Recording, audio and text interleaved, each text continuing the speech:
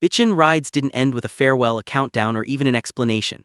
It ended with silence, no warning, no dramatic announcement, just a sudden absence that left fans asking the same question over and over again. Where did everyone go? Some familiar faces stayed exactly where they were, others vanished almost overnight, and a few quietly built entire empires that no one initially connected back to the show.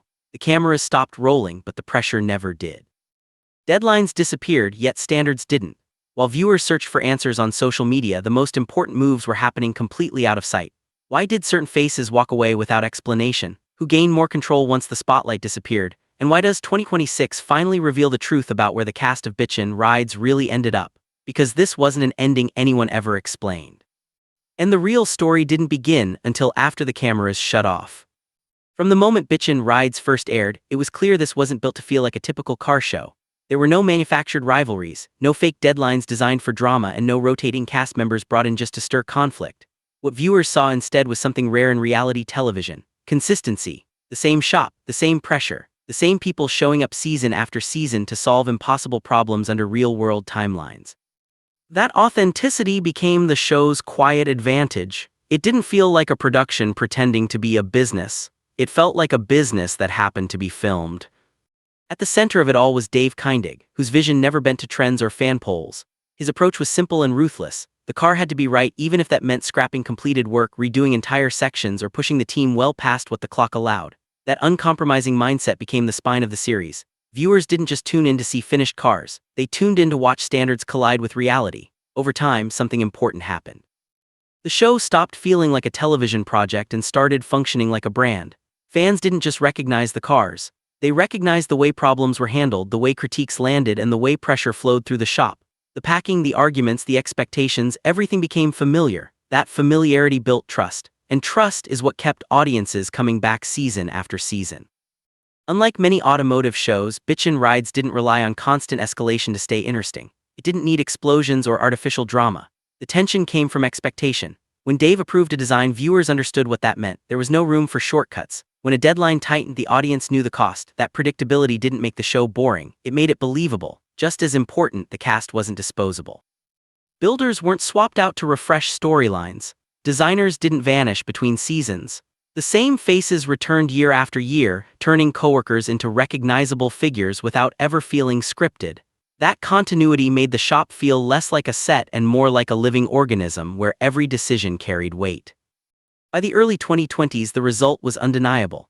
Bitchin Rides wasn't just something people watched casually. It became a reference point, a seal of credibility. If a car came out of Kindig-It Design, it carried the show's reputation with it, and that reputation mattered far beyond television. But while the brand was solidifying on screen, something much bigger was shifting behind it, and it had nothing to do with cars. While viewers focused on builds and final reveals, the real threat to the show wasn't inside the shop at all. It was happening in boardrooms, balance sheets, and streaming dashboards most fans never think about. By the early 2020s, the entire television industry was changing fast. Traditional cable was shrinking. Streaming platforms were overextended. Networks that once supported niche, loyal audiences pivoted toward fewer shows with broader reach. When Discovery merged with Warner Bros. Discovery, the strategy shifted almost overnight. Decisions stopped being about passion projects and became about consolidation. Automotive programming, even successful automotive programming, became harder to justify in a system obsessed with scale. Shows weren't evaluated on loyalty anymore. They were judged on how efficiently they fit into a restructured ecosystem.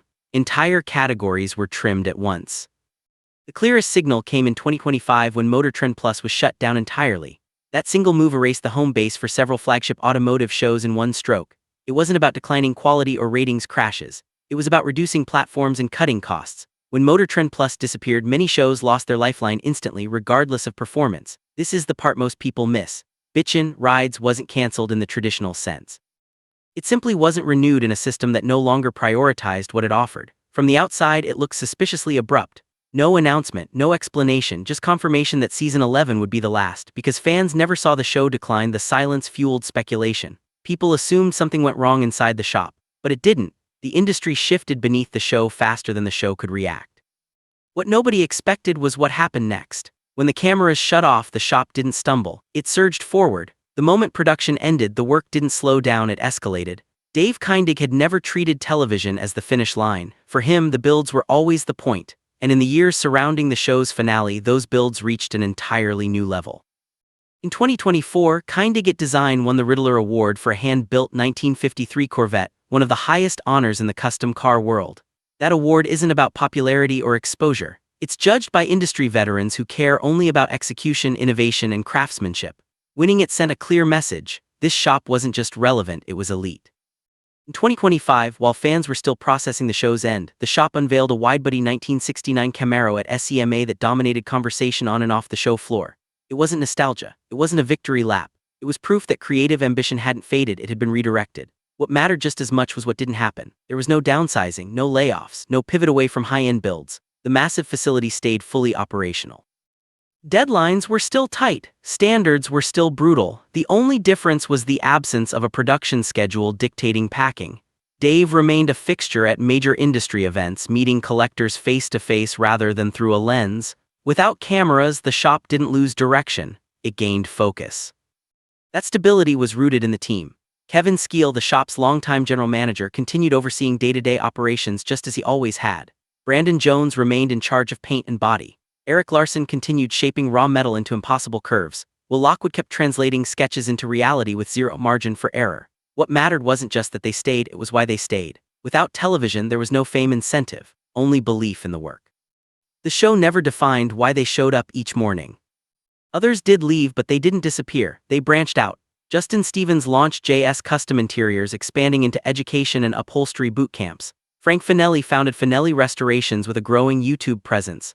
Bryce Green opened Big Kid Custom Rides in California. Chris Loudpedal Elmer launched Salt City Speed Shop, focusing on lowriders and fabrication. These weren't fractures, they were extensions.